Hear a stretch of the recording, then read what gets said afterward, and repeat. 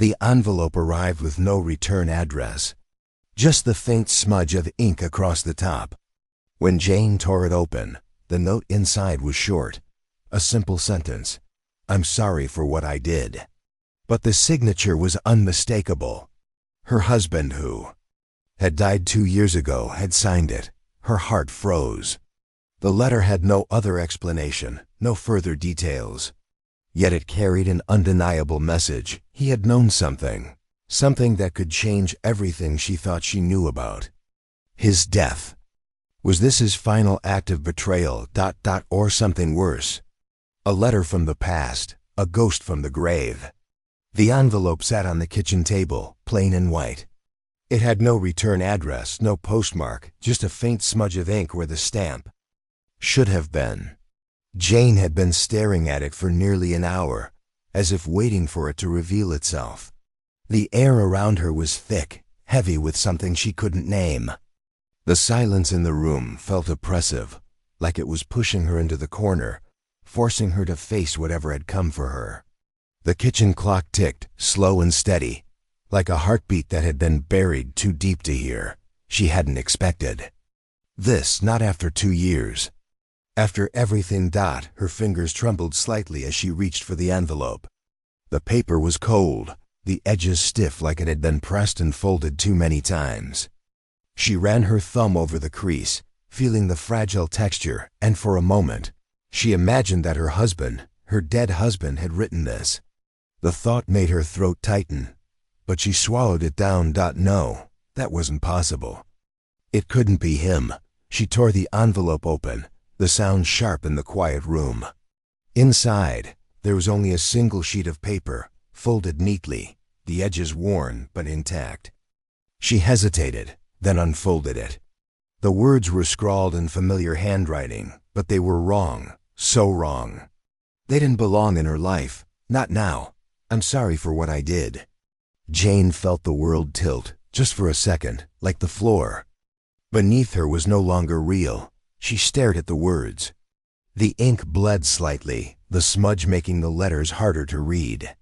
But the signature, her husband's signature, was unmistakable. Her heart stilled, then raced. His name was written there, in his careful script, Samuel. It was unmistakable. 2 years of mourning, 2 years of quiet grief, and now this?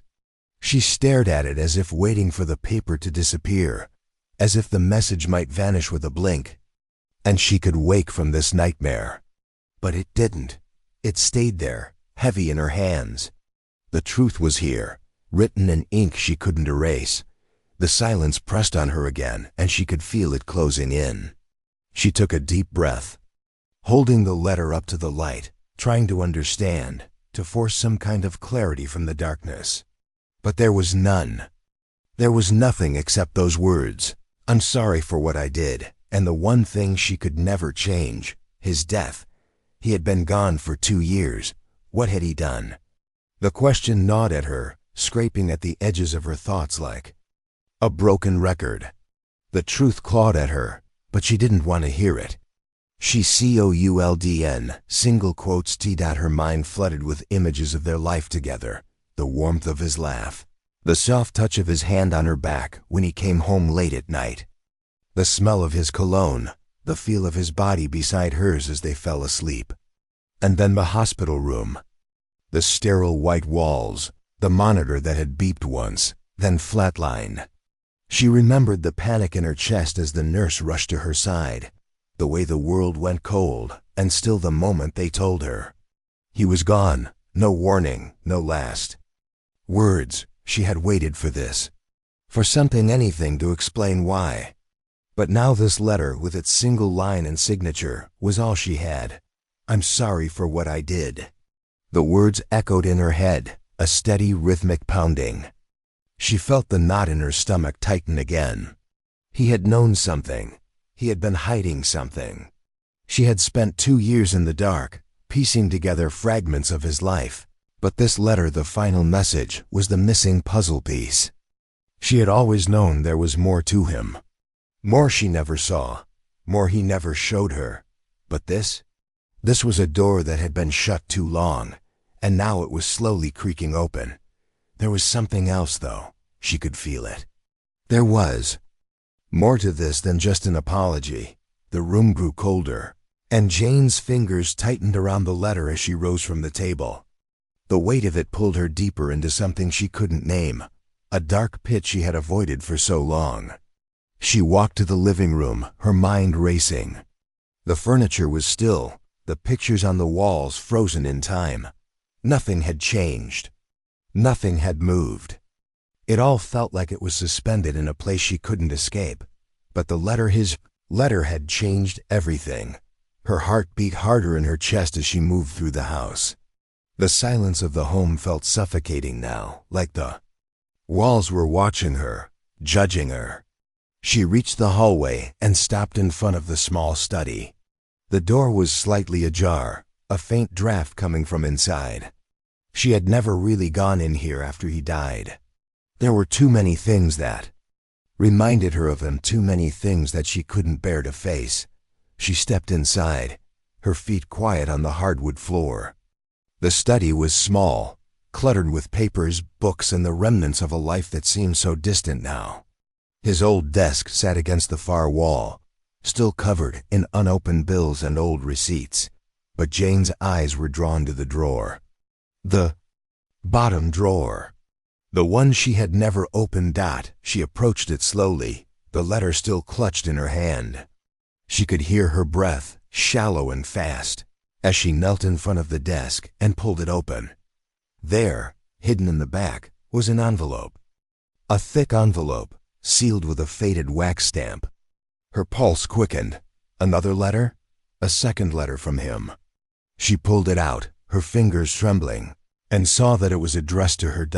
Her stomach lurched as she held it, the weight of it pressing down on her chest. She didn't want to open it, but she knew she had to. She had to know what it said. Jane hesitated for a moment longer, the silence thick around her. Her eyes closed, her hand resting on the envelope. And in that moment, she felt something shift. Inside her, something dark and heavy. The answer to the question she hadn't dared to ask. What had he done?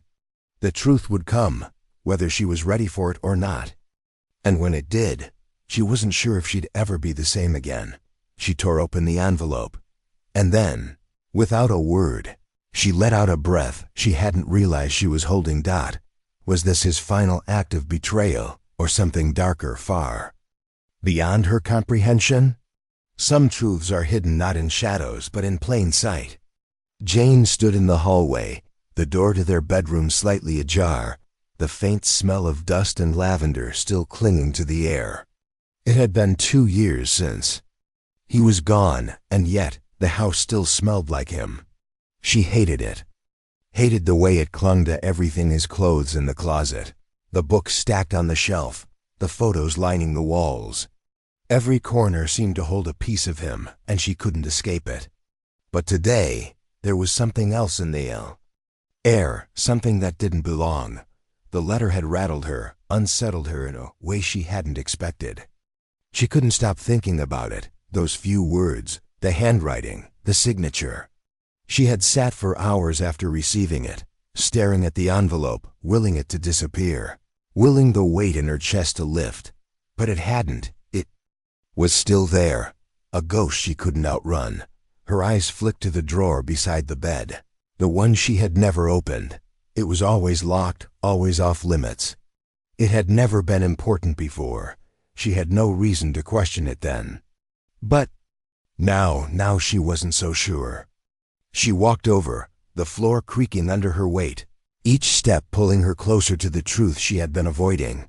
She opened the drawer slowly, her hands shaking. The drawer was full of things she had never touched: papers, receipts, forgotten trinkets. She dug through it, heart pounding in her chest, until her fingers brushed against something cold. A small box. It was buried beneath a pile of old letters and receipts, and she didn't know why, but something about it made her stomach churn. She picked it up, her fingers lingering on the cool surface. It was small, no bigger than the palm of her hand, and it had a simple gold clasp that looked out of place in their home. a gift perhaps, from a time she no longer remembered. She hesitated for only a moment before opening it. Inside, there was a ring. Not the one he had given her on their wedding day, the one that had sat on her finger for years, the one that was supposed to last forever. No, this was a different ring, one with a simple sapphire in the center. It was elegant, beautiful even. But it didn't belong to her. She couldn't help but feel sick as she turned it over in her hand, the cold metal biting into her skin. Her breath caught in her throat, and the weight of what she had just discovered settled over her like a thick fog. Her mind raced, but there were no words for what she felt, only an emptiness that echoed back at her from the walls. She wasn't sure what she was searching for, but she knew she had found something that could unravel everything. The ring was a reminder, a memory she hadn't known to look for, a memory she wasn't ready to face. She remembered their last days together, the way they had fought, the way the silence between them had grown unbearable. She remembered him leaving the house every morning, always with a hurry in his step, as if he had somewhere to be somewhere she couldn't go. But he had never said where. He had never let her in. And now, as she held this ring, she understood. He had kept secrets from her, secrets that she had never even suspected. She had lived in the illusion of a perfect marriage, a perfect life. But what if the truth was something far darker? She thought back to the days before his death, when everything seemed so ordinary.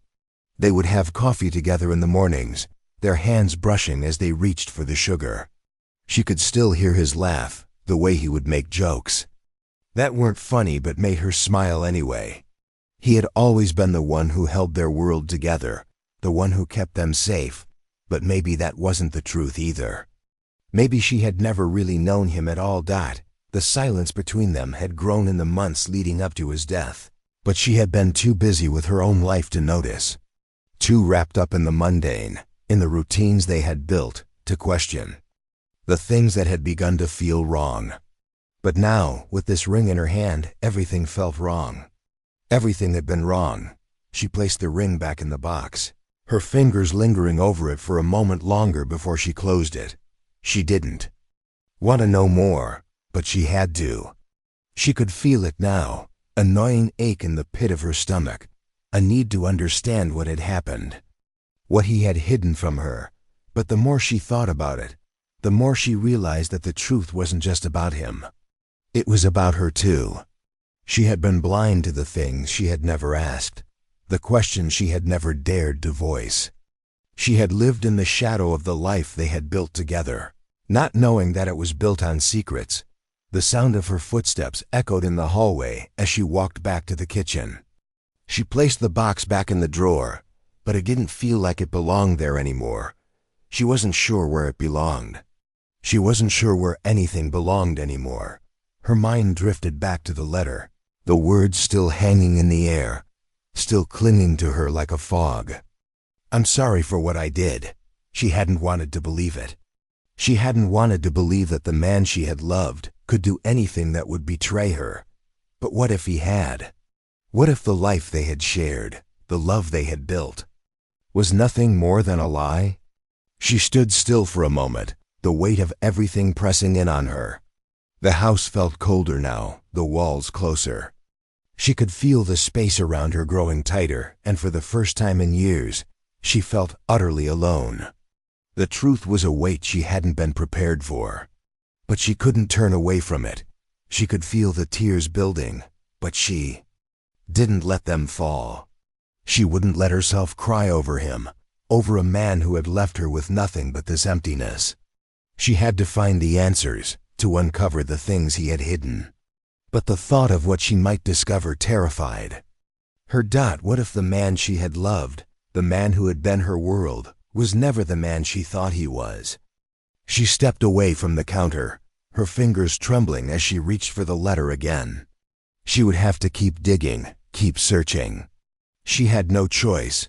She wasn't sure if the truth would set her free, but she knew she couldn't live with the lies any longer, and the silence between them, between her and the man she had once known, remained. a void that would never be filled.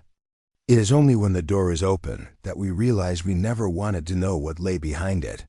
The letter had done its damage. Jane had sat there for hours, holding it like a fragile thread between her and the life she had once known. But now, the door to the past was slowly creaking open, and she couldn't help but feel the pull.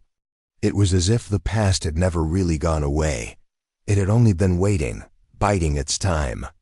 And now there it was, whispering to her from the other side.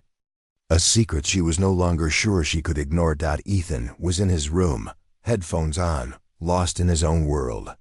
The house was silent, too silent. The kind of silence that fills the air with things left unsaid. Jane stood in the hallway, the letter still clutched in her hand. The weight of it was unbearable. Every inch of the house seemed to hold a memory. Of Samuel, his absence echoing through the walls like a distant hum. She thought about all the questions that had been left unanswered, the things he had never told her. Was this letter an apology? Or was it a confession? Was it a sign that she had never truly known him? She hadn't meant to go through his things. But the drawer in his study kept calling her. It had always been locked, always off limits. But now, it seemed like the only place that might hold the answers she needed. Maybe it was the need for closure, or maybe it was the fear that the truth, whatever it was, could unravel everything. She approached the door, her steps slow, deliberate, as though she were walking into a room she had avoided for years. The study smelled of old paper and ink, the same way it always had when he was alive. She paused at the desk, her fingers trailing over the surface, over the papers that were still scattered about, untouched. Her hand lingered near the locked drawer, the small metal lock glinting faintly in the dim light. She reached for the key, which was kept hidden in the same place it always had been. He had never made a secret of it, but now as she held it in her palm, she realized how much she had ignored. She turned the key, and the drawer slid open with a soft, almost reluctant sound. Inside, the smell of dust was thick, and the papers inside looked like they hadn't been touched in years. But then, beneath the clutter of bills, receipts, and old letters, she saw it. A small leather-bound notebook. It wasn't anything extraordinary, but it felt like a relic. She pulled it out carefully, her fingers trembling as she opened it. The first few pages were filled with familiar names and dates, notes on projects and meetings, things she had never thought to ask about. But it was the later pages, those were the ones that made her heart race. Samuel's handwriting was still there, but it was different now. There was a sense of urgency in his words, a frantic quality she had never seen in him before. She turned the pages slowly, reading fragments of sentences that made no sense. Words like transaction, confession, and too late. Her breath caught as she reached the last page. It was dated the day before his death. It was then that she saw it. A name, a woman's name, written with a jagged stroke, as if he had been trying to erase it even as he wrote it. Elise. She ran her finger over the name, a chill running down her spine. She had never heard of Elise, never mentioned in the stories of Samuel's life, never a name that came up in conversation. But there it was, inked onto the page, like a ghost she had never met. The room seemed to close in around her as she absorbed the weight of what she had just discovered. She wasn't sure what to make of it, but she knew one thing: there was more here than she was ready to understand. Her mind raced, pieces of the puzzle falling into place, but none of them making sense. Was Elise someone from his past? Someone who had never been part of their life until now? Or was she someone he had kept hidden, someone whose name he had buried beneath layers of silence? Ethan's voice broke through the silence, calling her from the other room. She froze, the notebook still in her hands, her heart pounding. She felt the weight of it all pressing down on her, the world tilting in a way she couldn't control. She quickly shoved the notebook back into the drawer, locking it again with a sharp click. Ethan appeared in the doorway, his expression a mix of curiosity and concern. "You okay?" he asked, his voice tentative. Jane looked at him, her son's face a reflection of the man she had once known, and she forced a smile. "I'm fine, sweetie. Just going through some old things." Ethan didn't seem convinced, but he didn't press her further. Instead, he walked past her, disappearing down the hallway toward his room. The door clicked shut behind him, and for a moment she was alone again. She closed her eyes, taking a deep breath, trying to steady herself. But the questions were too loud now. The truth, whatever it was, had begun to unravel everything she thought she knew about Samuel, the man she had loved, the man who had promised her forever. Her fingers clenched around the edge of the desk, the wood digging into her skin. She knew she couldn't leave it like this. Not anymore. She had to understand. She had to know what Samuel had hidden from her, what he had kept locked away in the dark corners of their life. But as she stood there, staring at the locked drawer, she felt the weight of the choice before her. Could she face it? Could she confront the truth without losing herself in it? She looked at the drawer once more, the small metallic lock staring back at her like a silent challenge. It felt like a door, but she wasn't sure she was ready to open it. And yet, she knew that the door had already been opened. The truth was out there, waiting, and it was only a matter of time before she found it. The truth lies in the drawer, but can she face it without losing herself? Not all truths are freeing, some only bind us tighter. Jane leaned over the desk, her eyes fixed on the screen before her. The glow of the computer was the only light in the room, casting long shadows against the walls. She clicked the link. For the last time, a series of numbers and letters that seemed to mean nothing until now. Her breath caught in her throat as the page loaded, revealing a bank account, a hidden one. The kind that had never appeared in the financial documents she had pored over countless times. The kind that didn't belong to her, the numbers on. The screen swam before her eyes, but there was no mistaking the pattern. A name Samuel's name had been connected to it. A signature she had never seen before, forged in a way she could almost believe it was his. Almost. Her stomach churned as she clicked further, digging deeper into the mystery. Payments, deposits, large ones. A pattern of secrecy.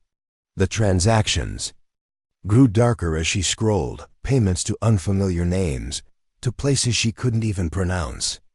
And then it hit her. This wasn't just a hidden account. It was a life she had never known, a world where Samuel had kept her out of sight.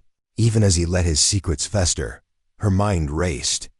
This account, these transactions, they had to mean something. Her hand shook as she pressed the mouse again, and the next page loaded slowly. There it was, a name, Elise. Her breath caught. The name was just a whisper on the screen, a reminder of the truth she hadn't been ready to face. She sat back, the chair creaking under her weight. The sound was too loud in the silence of the house. She hadn't wanted this. She hadn't wanted to dig deeper, to open this door, but once it had been opened, there was no closing it. Her mind drifted to Ethan, her son who was upstairs, probably lost in his own world of school and music. He hadn't asked about his father in weeks. In the beginning, he had been full of questions. Now there was just silence between them. It was as if the truth had already begun to shatter the pieces of their family, and neither of them knew how. To pick them up, her thoughts were interrupted by the faint sound of a knock on the door. It was Ethan, his voice muffled by the wood. "Mom, you all right?" She glanced at the screen again, at the name, at the betrayal that was already sinking in deeper with every click. "Yeah, I'm fine," she called out, her voice steady, even though her insides were trembling. He didn't respond immediately, but she could hear him shift his weight, pacing outside her door. A soft sigh, then silence. She closed her eyes, trying to steady her breath. Was this what it had all been leading to? Samuel's life had been a lie, but what about the love they shared? Was that a lie too? Was every promise, every moment they Shared, just a mask to hide a life he had kept from her? Her gaze moved to the framed photo on her desk, the two of them at the beach, smiling in the sun, the wind tugging at her hair. It felt like a lifetime ago. She had loved him, hadn't she? Or had she just been living in a dream? She couldn't even trust the memories anymore. They all felt like smoke slipping through her fingers. The file on her computer screen blinked, pulling her back to the present. She clicked through more pages, the information growing darker with each one. It was all there. Elise, an address, a series of visits, a year's worth of notes hidden away in the corners of Samuel's life. And then, one by one, the pieces fell into place. There was a phone number. She dialed it before she could stop herself. It rang once, then twice, and just as she was about to hang up, someone answered. Hello? The voice was soft, a little breathless, but unmistakably female. Who is this? Jane's voice shook, though she tried to keep it steady. The silence on the other end lasted too long. And then quietly, the woman spoke.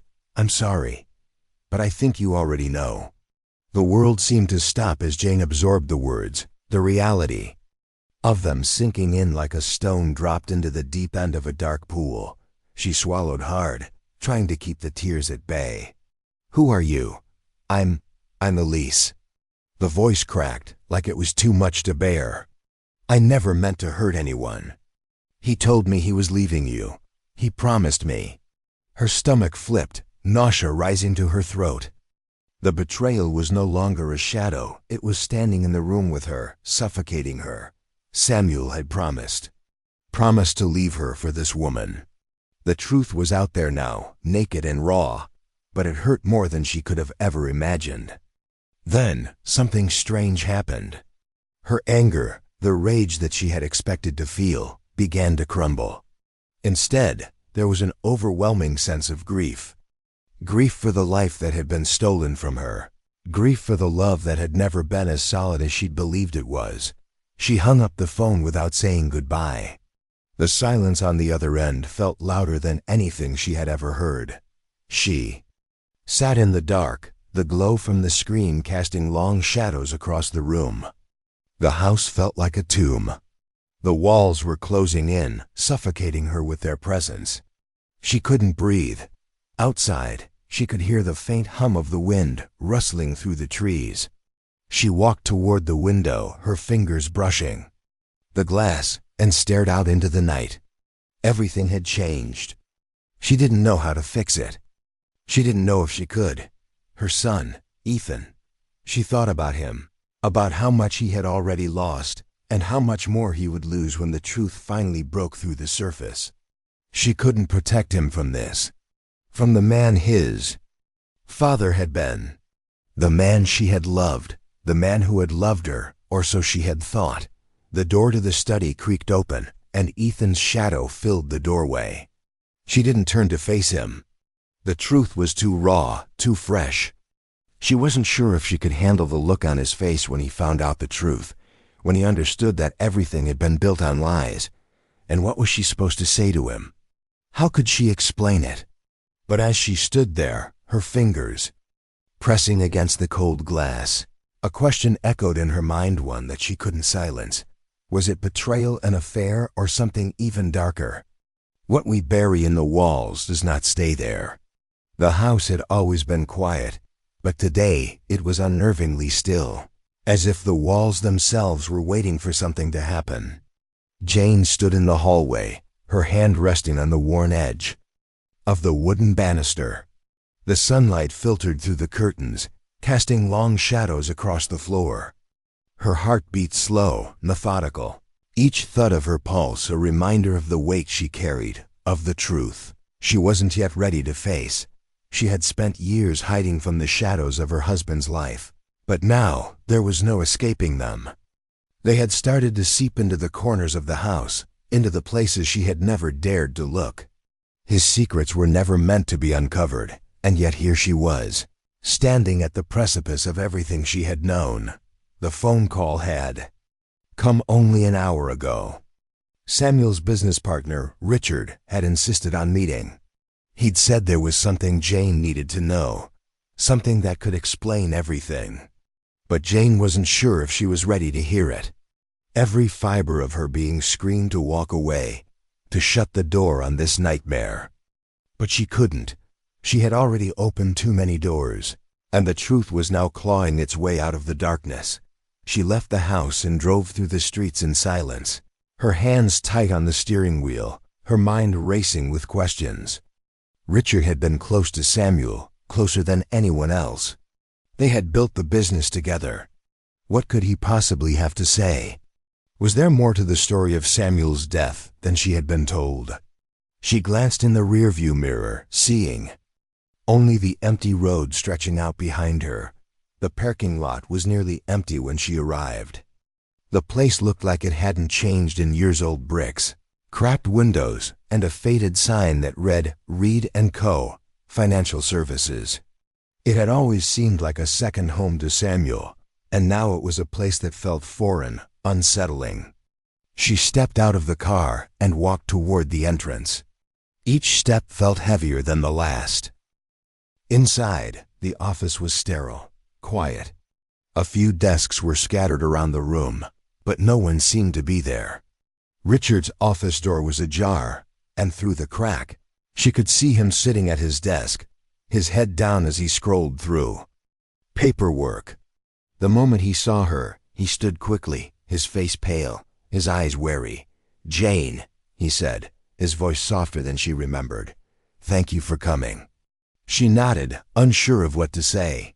He motioned for her to sit, and she did, feeling the weight of the room settle around her like a shroud. Richard was a man of few words, but she knew him well enough to see the strain in his posture. Something was wrong.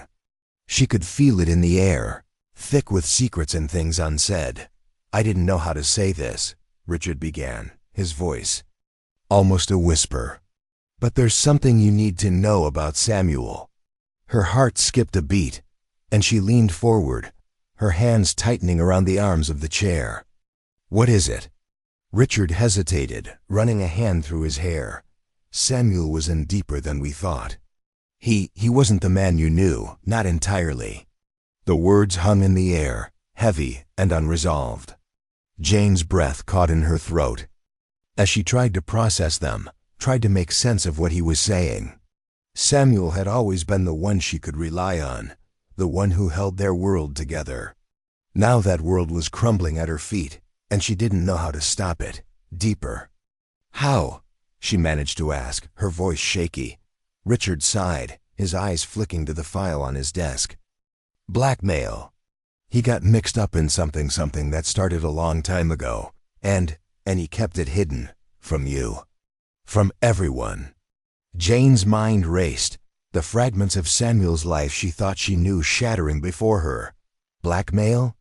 She whispered. "Who was he blackmailing?" Richard's face darkened. "It's not that simple.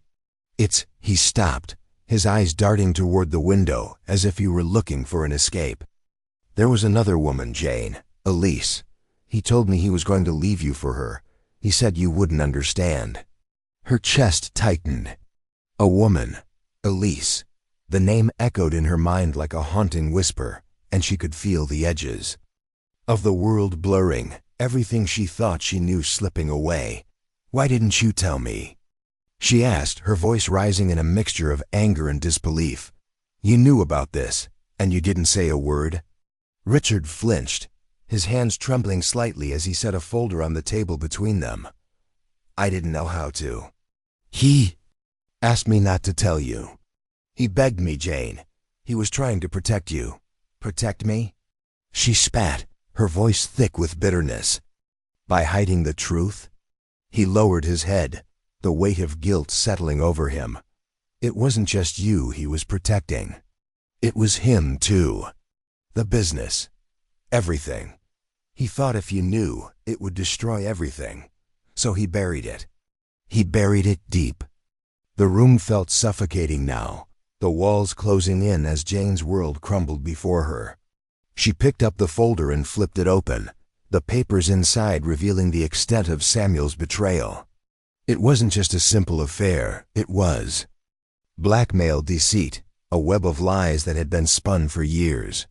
She felt nauseous, her vision blurring as she read the documents, her fingers trembling as they moved over the pages. Samuel's signature was there, next to names she didn't recognize. Amounts of money that made her head spin. Richard cleared his throat, his voice soft.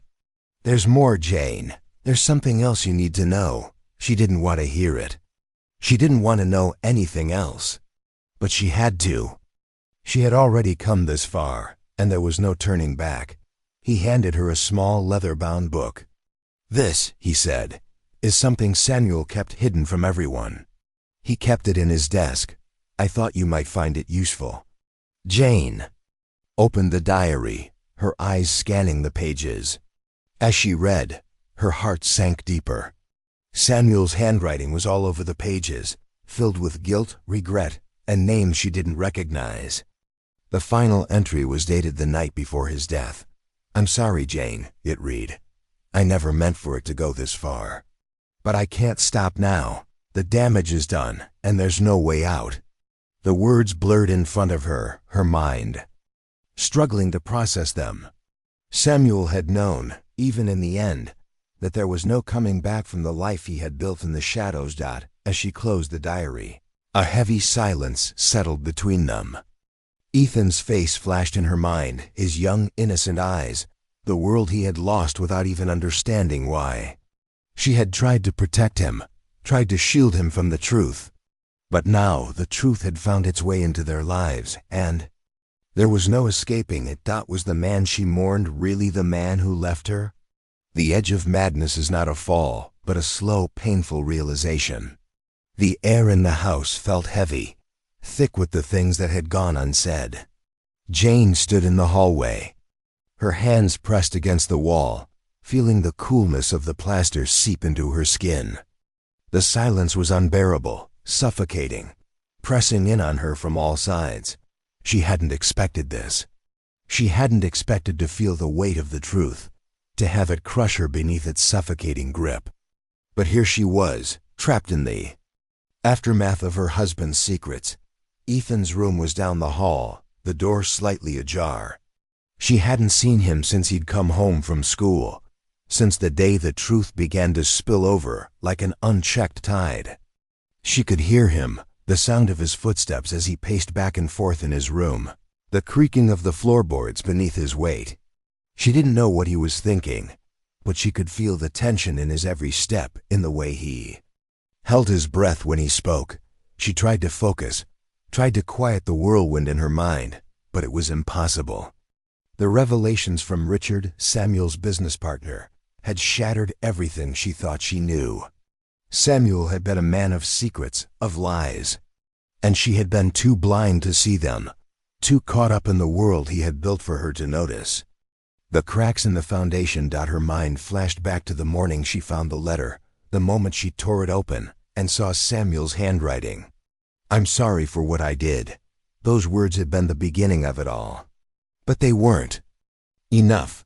They weren't the answer to the question she had been asking for years. What had Samuel been hiding?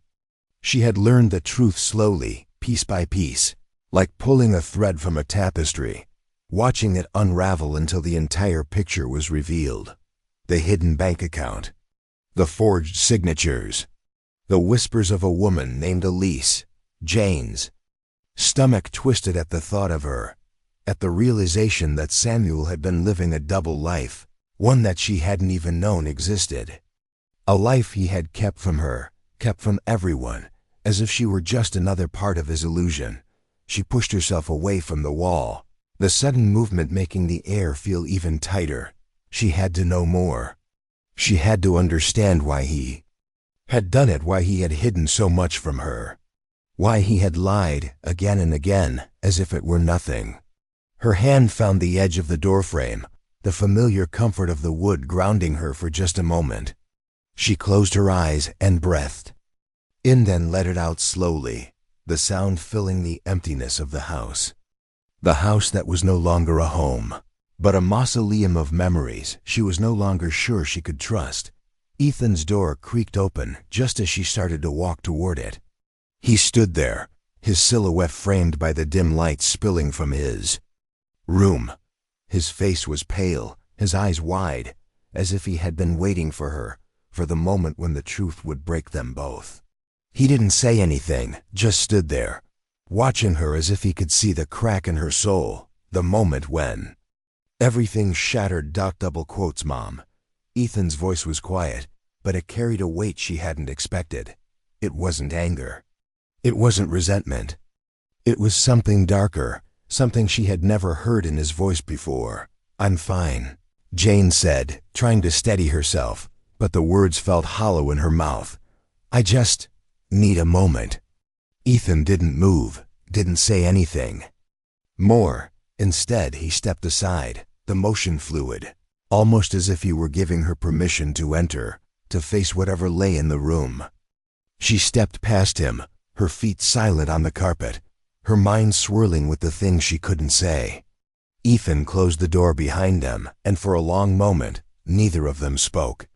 The only sound was the faint hum of the refrigerator downstairs, the kind of noise that used to comfort her, but now felt like an intrusion.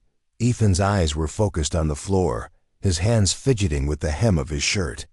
She could see the fear in his posture, the way his shoulders hunched, as if he were bracing for something. She wanted to reach out to him, to tell him everything would be okay, but the words wouldn't come. How could she tell him everything? How could she explain to him that the man he had idolized had been living a lie that had consumed their family?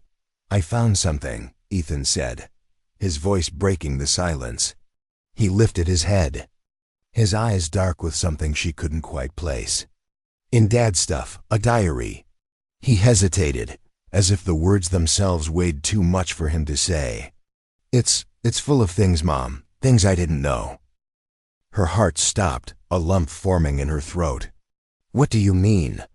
Ethan moved slowly, his fingers still twisted in his shirt, as he handed her a small, worn leather notebook. She took it in her hands, the weight of it grounding her. It was familiar, the kind of notebook Samuel had always carried, filled with notes, plans, ideas, things she had never questioned. She opened it slowly, her eyes scanning the pages, her breath hitching with every word she read. It was Samuel's handwriting, unmistakable. But what she read was not the man she had known. It was a confession, a map of the life he had kept hidden. The entries grew darker as the pages turned. There were mentions of meetings with people Jane didn't know, names that meant nothing to her. And then, at the end, an entry that sent a cold shiver through her spine. I can't keep this up. The guilt is too much, but I'm in too deep to stop now. Her hands shook as she closed the book. The room seemed to close in around her, the walls pressing in, suffocating her with the weight of the truth. Samuel's secrets, his lies were now hers to carry, and the burden was too much. Ethan watched her closely, his eyes searching hers, waiting for an answer. But there were no answers to give. Not yet. The silence stretched on, thick and unbearable. Jane's mind felt like it was unraveling, the edges of her thoughts fraying as she tried to make sense of what Samuel had done. How could she ever look at him the same way again? How could she ever forgive him? She looked at Ethan, the boy who had once seen his father as a hero, the boy who now stood before her, caught in the crossfire of a war he didn't even know was being fought.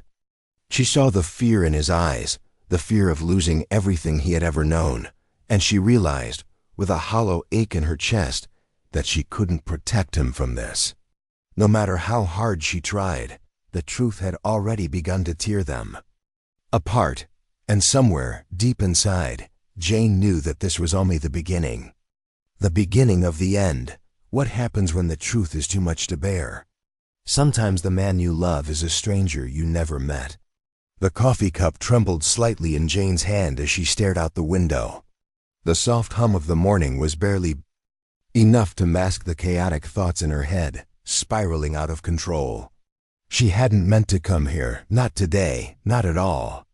But now, standing at the edge of the street, her eyes tracing the outline of the small house in front of her, she couldn't walk away.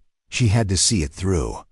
The truth had been a shadow in her life for too long, and now it was time to face it. The woman inside this house, Elise, was the key. The final piece. The person who held the answers Jane had been searching for. Answers that would explain everything about Samuel's death, his secrets, and the life he had lived without her. But how could she face Elise?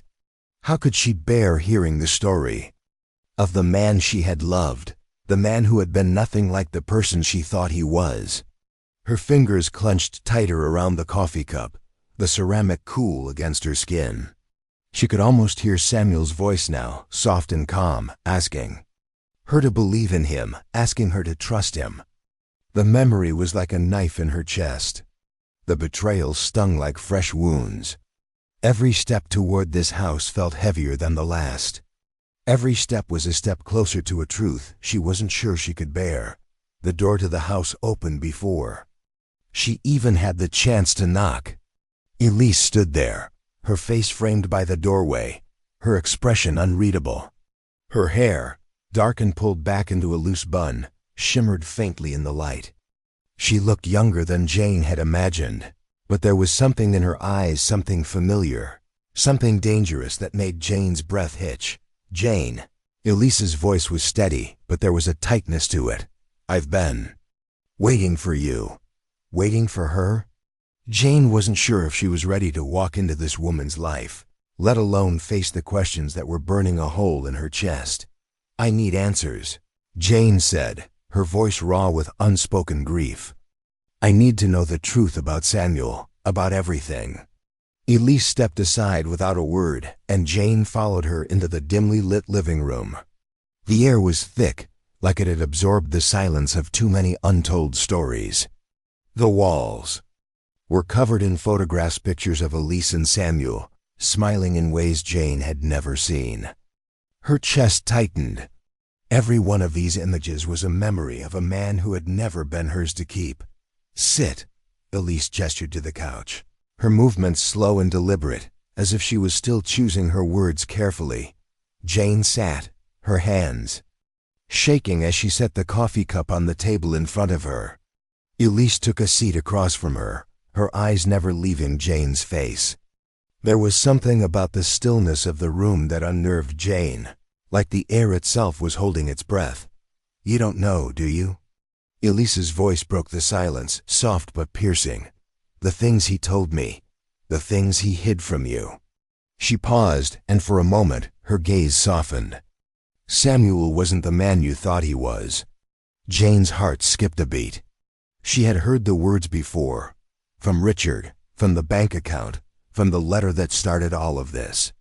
But hearing them from Elise, hearing them from the woman who had been his secret, felt different, more real, more raw. "Tell me," Jane whispered, her voice cracking. "Tell me everything." Elise didn't respond immediately. Instead, she looked down at her hands, as if searching for the right words to piece the story together. Her fingers traced the edge of a small, framed photograph on the coffee table, another picture of her and Samuel, laughing together. Jane clenched her fists, feeling the sting of their shared history. "I loved him," Elise said quietly, her voice trembling with something Jane couldn't quite place. "I loved him in ways that I never thought I could love anyone. But it wasn't just love, it was a trap. We both were caught in it. He promised me things he couldn't give. He promised to leave you for me." The words hit Jane like a slap to the face. Her eyes blurred as the weight of it all pressed down on her chest. She had known, hadn't she? She had known on some level that there had been something more, something beyond the surface of their perfect life. But hearing it from Elise's lips was something else. It was a confirmation of everything she had feared. Samuel had betrayed her, not just with his secrets, but with the promise of a life that had never been hers. "He said he was going to leave you," Elise continued, her voice shaking now. "But he never did. He couldn't, and it drove him crazy. He couldn't live with the lies anymore, Jane. And then..." Elise hesitated, her eyes searching Jane's face as if she were looking for some kind of forgiveness, some kind of redemption. Then he died. Jane's stomach churned. Samuel's death had always been shrouded in mystery, a sudden violent end to a life that had seemed too perfect. But now, sitting in this room with Elise, everything was starting to fall into place. His death hadn't been an accident. It had been a consequence of the life he had been living behind her back. He had been trapped, just as Elise had said. Trapped in a web of lies, deceit, and betrayal that had consumed them both. What happened? Jane asked, her voice barely a whisper, the question hanging between them like a heavy cloud. Elise looked down at her hands again, her fingers trembling, as they clasped tightly together. He was scared. Scared of losing everything, scared of you. Scared of me, but most of all, he was scared of himself. And in the end, that's what destroyed him. The words stung, but they also made sense. Samuel had always been a man of control, of precision, of perfection. But in the end, it was that very control that had been his undoing. He couldn't escape the lies he had built, and neither could Elise, and neither could Jane. She had been living in a world constructed by secrets, and now that world had crumbled beneath her feet. Jane stood up suddenly, the movement sharp and abrupt. Elise flinched, her eyes wide with fear. "I need to go," Jane said, her voice steady but hollow. "I can't be here anymore." As she turned toward the door, Elise's voice stopped her. "Jane," she said, almost pleading. "I didn't want to hurt you, but I didn't know how to stop." He was always so distant, so far away. He was never really here, not in the way you think. Jane's heart cracked, a small piece of it breaking as she realized something she had been avoiding for so long. Samuel had never been the man she thought he was, but neither had she been the woman he needed. The door clicked behind her as she stepped out into the cold, the chill of the air biting at her skin. The truth had been too much to bear. But the truth was also the one thing she couldn't escape. The man she had loved, the man she had mourned, was gone. But the truth, the weight of everything he had done, would haunt her forever. The man she loved is gone, but the truth may ruin her forever. The truth is a reckoning, a storm that never stops until it's done. The room was cold. The kind of cold that seeped into your bones and left you feeling hollow. Jane stood in front of the door, her hand hovering over the handle, but she couldn't bring herself to turn it. The silence behind that door was heavy, like a dam holding back a flood, and once she opened it, there would be no stopping the surge. She thought back to the moments before. The letter, the discovery of his lies, the phone call with Elise, everything she had uncovered had shattered her belief in Samuel, her belief in everything she had thought was true. The man she had loved, the man she had spent years building a life with, was no more than a stranger in the end. And now, standing here in the dim hallway, she wondered if she was about to destroy everything else. She glanced at her phone. The screen cracked in the corner from when Ethan had thrown it across the room a week ago. He had been angry, scared so much of his life had been a lie, just like hers. She had tried to protect him, but now she realized that no matter what happened, he would always be caught in the wreckage of her decisions. Her hand still lingered on the door handle, and in the silence, she could almost hear Samuel's voice. That voice that had once soothed her, now an echo in her mind, haunting her. "We'll get through this together. You and me," but they hadn't. She was alone now, standing on the precipice of something she couldn't undo. With a deep breath, she twisted the handle and stepped into the room. Richard was sitting at the table, his back turned toward her. The same man who had been Samuel's partner, the one who had known everything and said nothing. The betrayal wasn't just in Samuel's actions anymore. It was in the air around her, thick with the stench of lies. Richard didn't turn when she entered. His hands were clasped in front of him, elbows resting on the table, his face hidden in the shadows. The silence stretched between them like a long, dark river. "I don't know why you're here," Richard finally said, his voice low, his words measured. "But I can't change anything now, Jane." Her pulse quickened at his words. She had known, in some way, that she was walking into something that would break her further, but she wasn't prepared for the weight of it. The truth was a force that had been building beneath the surface, and now it was about to tear everything apart. "What happened to him?" Jane's voice cracked as she spoke, the words heavy on her tongue. Richard slowly turned his head toward her, his eyes red-rimmed, as if he hadn't slept in days. The sadness in his eyes mirrored her own, but there was something else, something darker, something buried beneath the grief. "You think you know," he said, his voice almost a whisper. "But you don't. Not the full story." Jane took a step forward, the words fighting to escape her, but she couldn't speak them. She couldn't ask him for the truth, not directly. It had already been given to her in pieces, and now she was grasping for the final fragment, the last key to unlock the door to this nightmare. Richard looked at her for a long moment, his eyes searching her face as if weighing the consequences of his next words. Finally he sighed, the sound heavy, like it came from somewhere deep inside him. "Samuel wasn't just hiding from you," he said, his voice hoarse. "He was hiding from everyone. From himself." The words didn't make sense at first, but then, as they settled in her mind, they began to take shape. Hiding from himself. The man she had loved had never been the person she thought he was. He had been someone else entirely, a man torn by guilt, by something far darker than she had ever imagined. "He wasn't the man you thought he was," Richard repeated, his voice breaking. "There's more to this, Jane. A lot more. And I don't think you'll ever forgive me for this, but I couldn't keep it from you anymore." Her heart raced, the familiar weight of suspicion pressing down on her chest. What was he saying? What had Samuel done that was so unforgivable?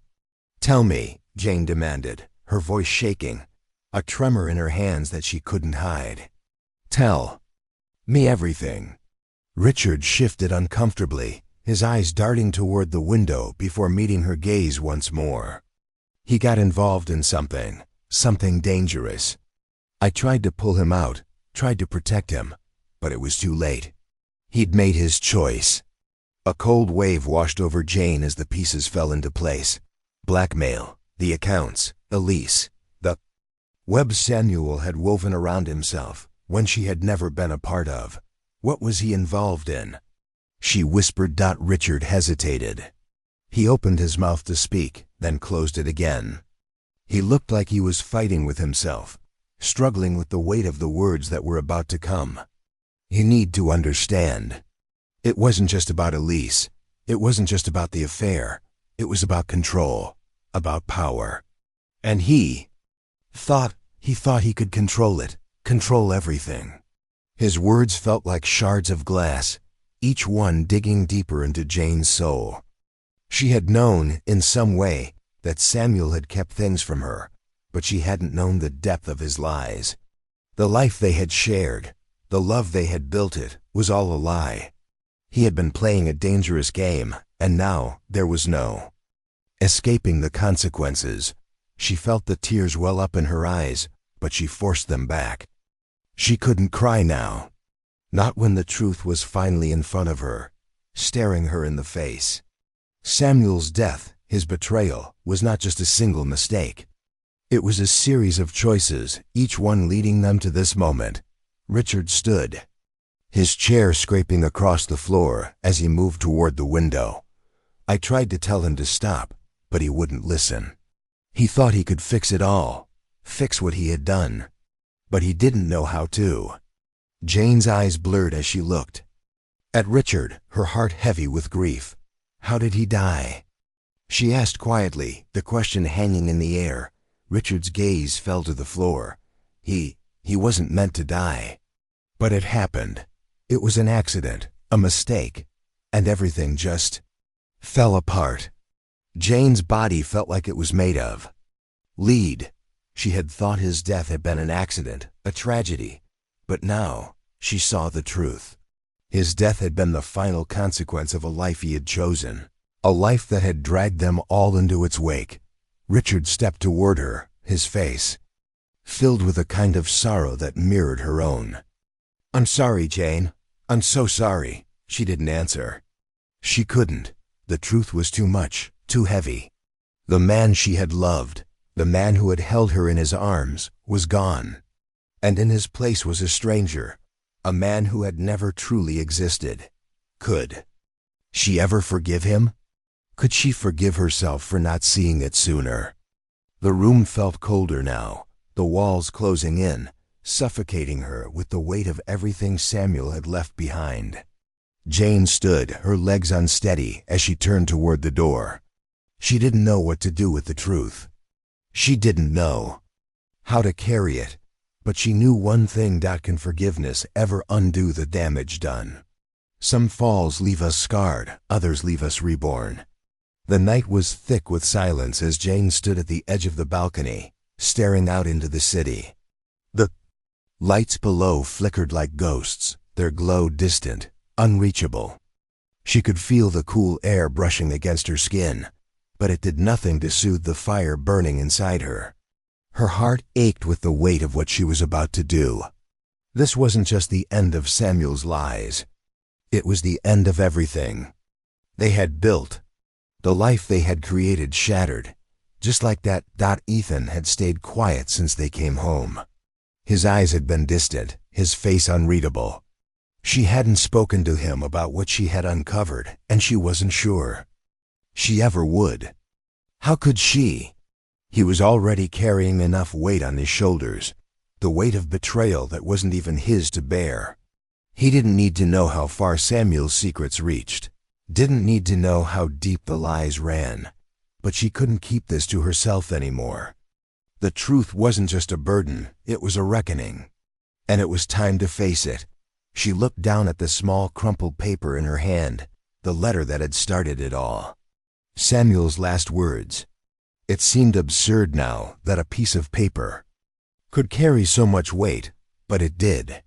The words on that page had exposed everything: the lies, the deceit, the life Samuel had lived behind closed doors, the affair with Elise, the blackmail, the betrayal of their family. And now, the final blow: the man who had orchestrated it all, the one who had been pulling the strings from the shadows, was sitting across from her, waiting. Richard, Samuel's business partner. The one person who knew the full extent of what had happened. The one person who could help her untangle the web of lies. She had called him earlier, demanded that he meet her. The silence that had stretched between them during the phone call had been suffocating. But she hadn't cared. She had to hear the truth from him, had to know everything. Now standing at the balcony, looking out over the city that had witnessed everything, she was ready to confront Richard, ready to hear the final confession. The door behind her creaked open, and she turned to see Richard step onto the balcony, his expression dark and hesitant. He had been Samuel's partner for years, the one who had shared in his success, his failures, his secrets. And now here he was, standing in front of her, a ghost of the man she once thought she knew. "Jane," he said softly, his voice carrying the weight of 1,000 unspoken words. "I didn't want it to end like this. But I never had a choice." She didn't say anything at first. She couldn't. The words were stuck in her throat, a knot of anger and pain that refused to loosen. Instead, she held out the letter, the one Samuel had written just before he died. Richard's eyes flickered to it, then back to her, and for a moment, he seemed to shrink under the weight of her gaze. "I'm not here for your apologies, Richard," she said quietly, her voice sharp. "I want the truth. All of it." He hesitated, then slowly sat down beside her on the balcony, his shoulders heavy with the weight of everything that had happened.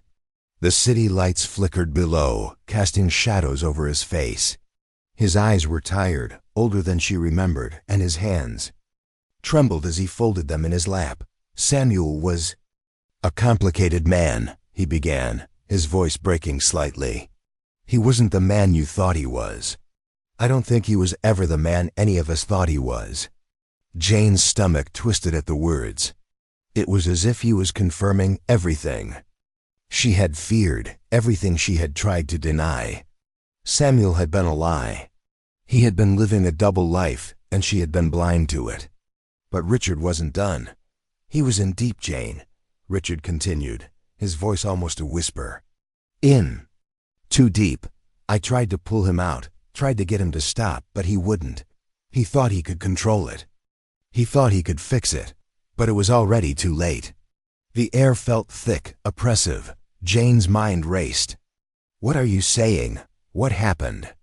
Richard's eyes darkened, and for the first time, Jane saw a flicker of guilt in them. "Samuel. He wasn't just keeping secrets from you. He was keeping secrets from all of us. He got tangled up with people who weren't just dangerous, they were deadly. Elise wasn't the only one. There were others. People who blackmailed him, people who threatened him. And then he started threatening others." Jane felt her chest tighten. She had known there were shadows in their lives, things Samuel had kept from her, but this was worse than she could have imagined. Richard had told her enough, but there was more. She could feel it. "Why didn't you tell me?"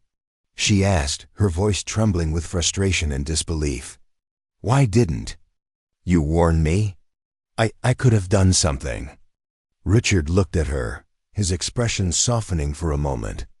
"I tried, but Samuel wouldn't let me. He was afraid.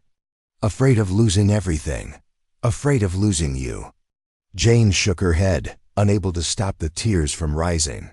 "He was already losing me. He was already losing us. His lies, his secrets destroyed everything." Richard didn't respond right away.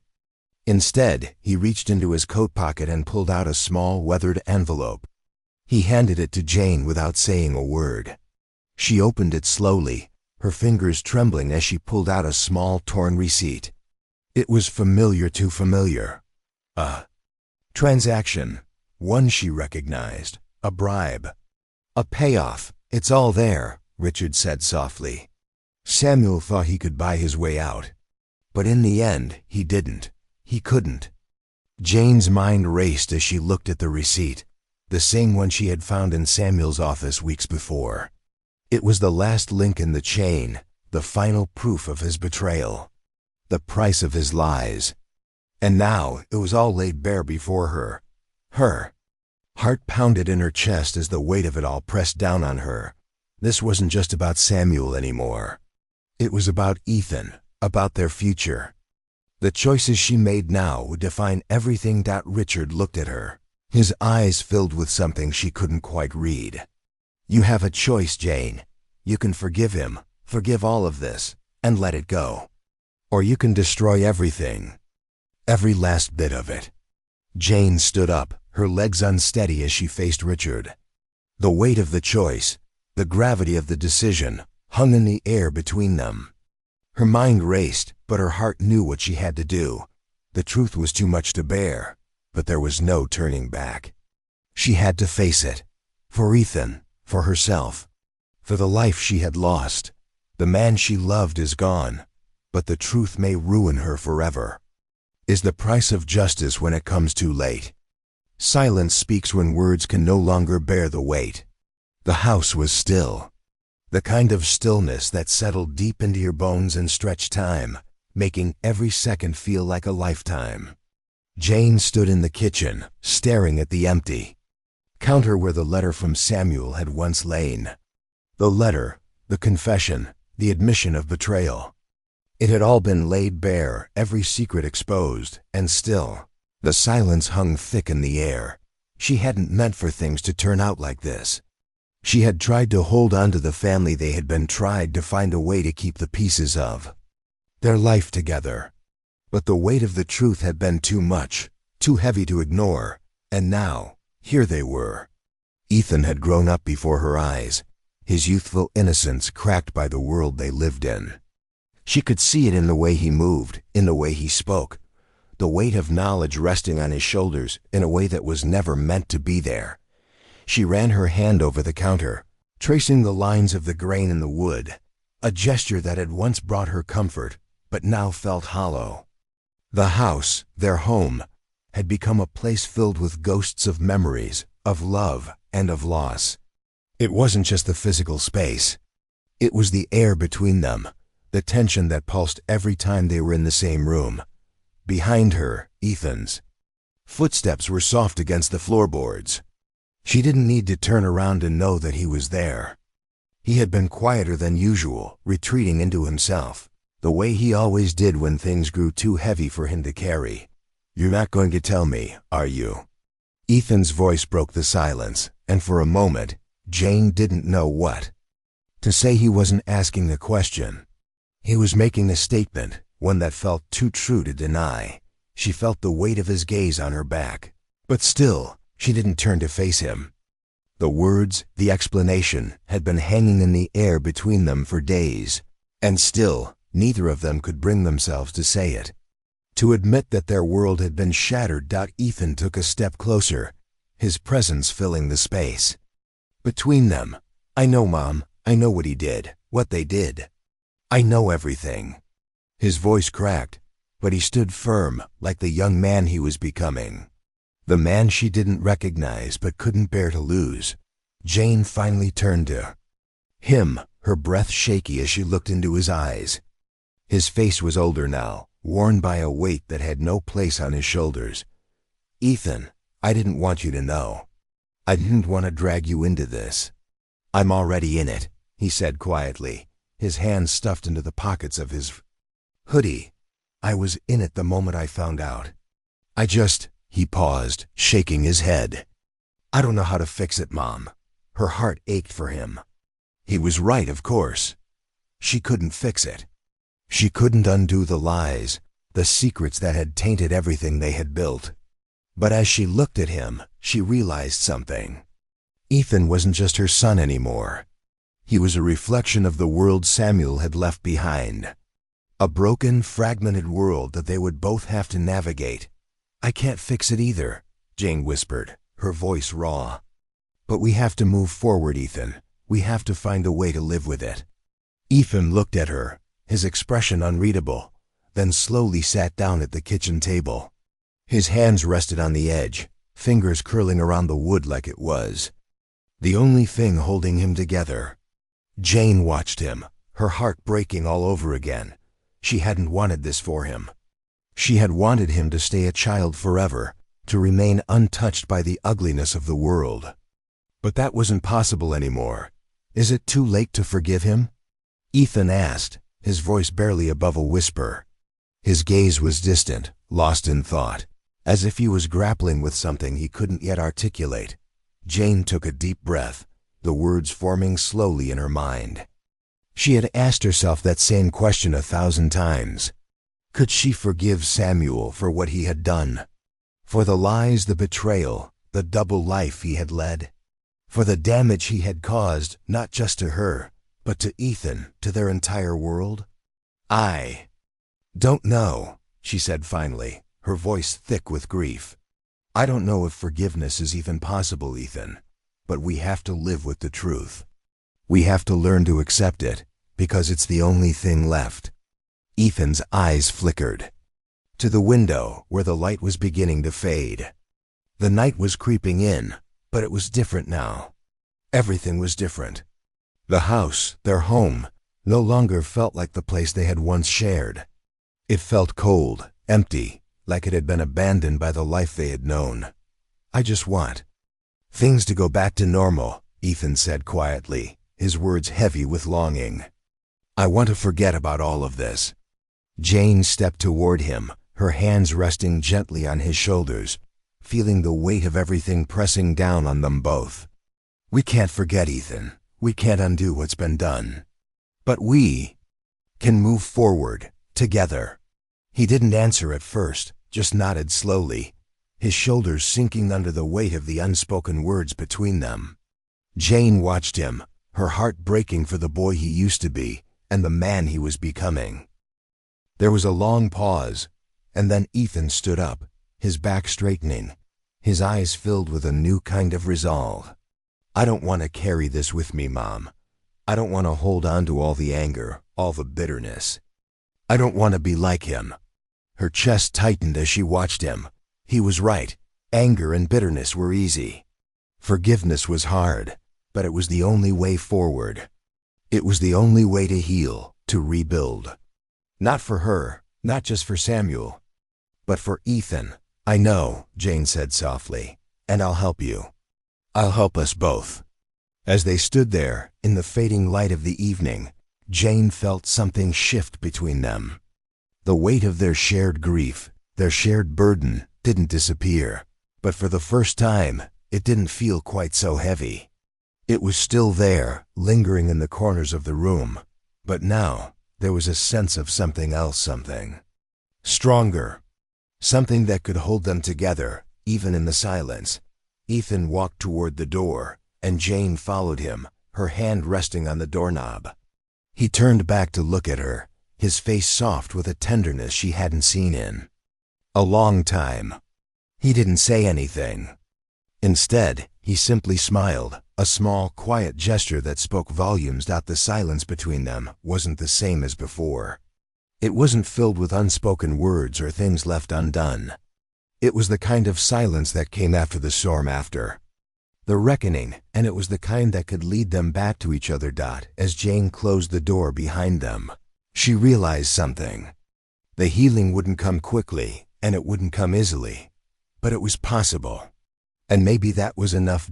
Is healing just a matter of surviving, or is it learning to live with the scars?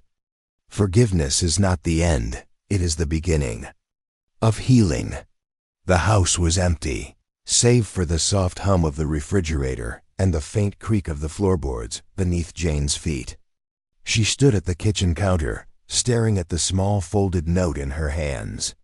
The edges of the paper were worn, the ink a little faded from where it had been handled so many times before. It was the last letter Samuel had ever written to her, the last words he had ever spoken. She hadn't read it since the day she found it, not until now, when the weight of it seemed to press on her chest with the force of 1,000 unspoken truths. She closed her eyes for a moment, feeling the tears well up, but she didn't let them fall. Not yet. There had been too many tears already, too much grief that had slipped through the cracks of their life. And though the pain was still there, sharp, raw, unyielding, it had begun to shift. Not healed, but changed.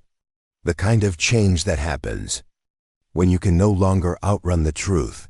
Her fingers traced the edges of the letter, each fold and crease a reminder of the man who had once been her world. The man she had loved, the man who had betrayed her, the man who had kept secrets, not just from her, but from everyone he had ever cared about. But now, standing alone in the kitchen, with nothing but silence to fill the space between her and the memories, Jane knew that forgiveness wasn't just for Samuel. It was for her too. For the part of her that had held onto his lies, the part of her that had let him stay even when she had known he was slipping away. The letter in her hands wasn't just an apology, it was a confession. A desperate attempt to make things right before the end. And though the words on the page were clear, they were not enough to mend the rift between them. Not enough to undo the years of hurt, of betrayal. But still it was a start. A start she couldn't ignore. She let the letter fall to the counter, and her gaze drifted to the small silver locket on the windowsill. It had been hers since childhood.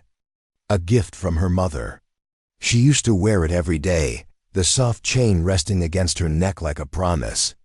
The locket had always been a symbol of love, of protection. But after Samuel's betrayal, it had become something else, something heavy, a reminder of everything she had lost. She picked it up now, her fingers brushing the cool surface of the locket, and for the first time in years, she unclasped it. Inside was the photo of her and Samuel from their wedding day, young and hopeful, their eyes filled with the kind of love that seemed unbreakable.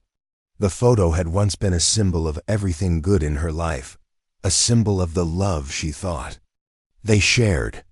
Now it felt like a ghost, faint and distant, a relic of the past that she could no longer hold on to.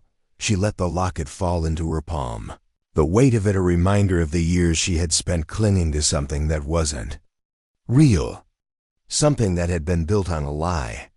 The locket had never been the thing that held their love together. It had been her belief in him, her belief in the man Samuel had pretended to be in now. Standing in the quiet of their home, Jane realized that she had been holding on to more than just a locket. She had been holding on to the idea of who Samuel was. The man who had promised her forever. The man who had failed her in ways she could never forget. But forgiveness wasn't about forgetting. It wasn't about letting go of the pain, the anger, the hurt. It was about accepting it. Accepting that there were things in life that couldn't be undone. Things that couldn't be erased. The door creaked open, and Jane turned to see Ethan standing in the doorway, his face drawn and weary. Weight of the world seemed to be pressing down on him, just as it had been pressing down on her. They had both felt it, the unbearable weight of everything they had lost. The truth, the lies, the betrayal. For a moment, neither of them spoke. The silence stretched between them, thick and suffocating. The space between them filled with the things they couldn't say. Finally, Ethan stepped forward, his gaze fixed on the locket in her hand. "Mom," he said quietly, his voice softer than she had ever heard it. "I've been thinking about everything, about him, about what happened." Jane looked at him, her heart aching at the sight of her son, so much older now, forced to bear the weight of the truth in ways she had never imagined. She had wanted to protect him from this, to shield him from the pain. But there was no protecting him now, no hiding from it. "I know," she said softly. "I know it's been hard, but Ethan, we have to move forward. We can't change what happened, but we can choose how we live with it." Ethan nodded slowly, his eyes meeting hers, and for the first time in what felt like forever, Jane saw a flicker of something new in his gaze. Not anger, not bitterness, but something else. Something that looked like understanding. "I don't know how to forgive him," Ethan said, his voice trembling. "I don't know how to forgive myself for not seeing it sooner, for not knowing, but I know this, it's not about forgetting. It's about living with it."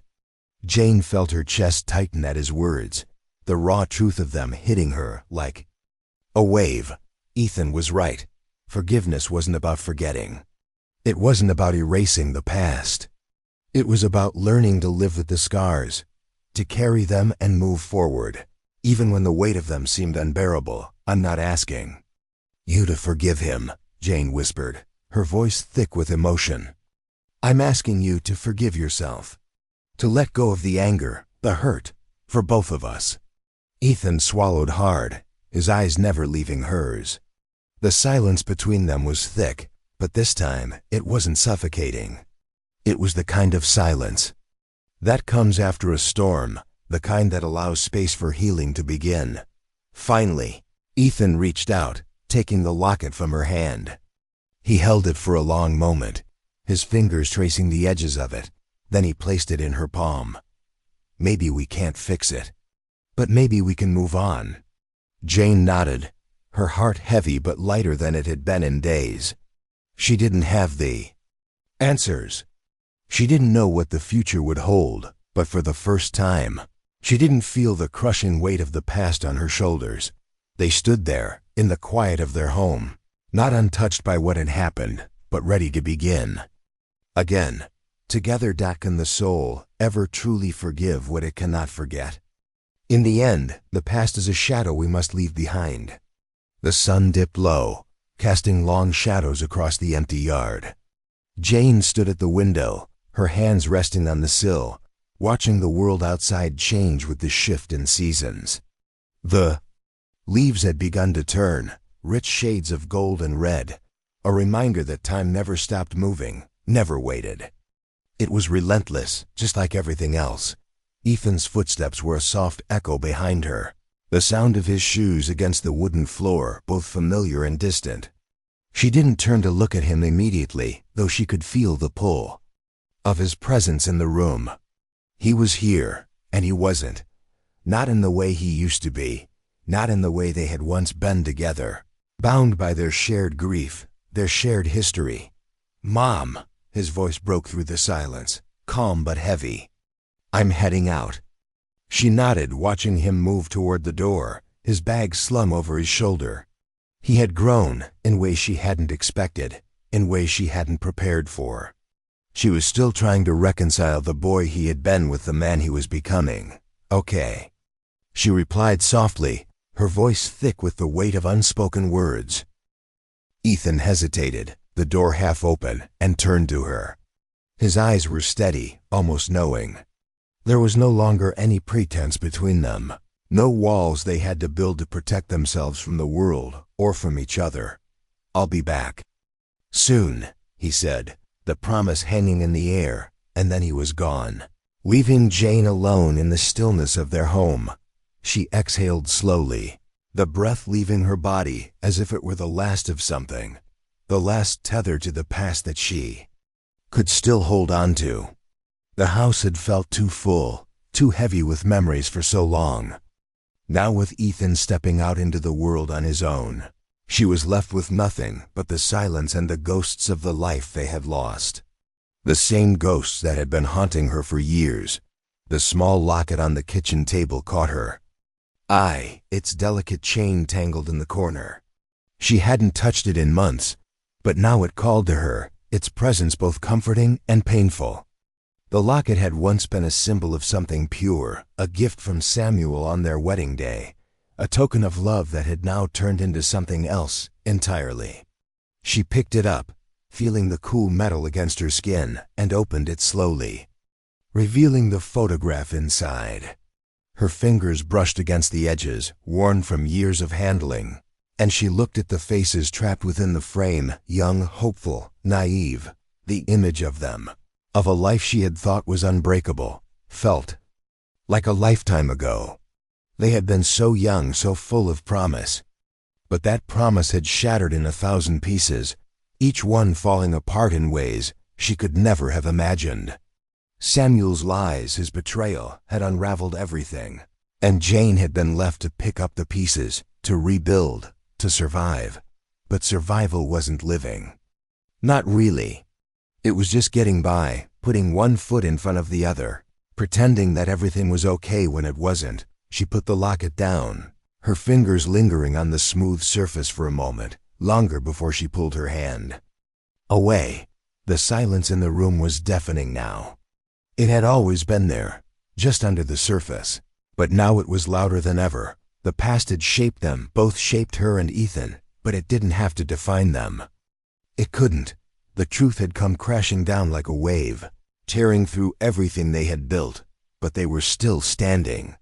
They had survived it, and now it was time to move forward. It wasn't about forgetting or pretending it hadn't happened. It was about choosing to live with it, to accept it. Jane walked to the window again, her eyes tracing the outlines of the trees in the yard, now bare from the wind and rain that had passed through in the night. The world outside was changing too, in ways that felt both familiar and new. She had watched Ethan grow, watched him change, but she hadn't allowed herself to change. Not really.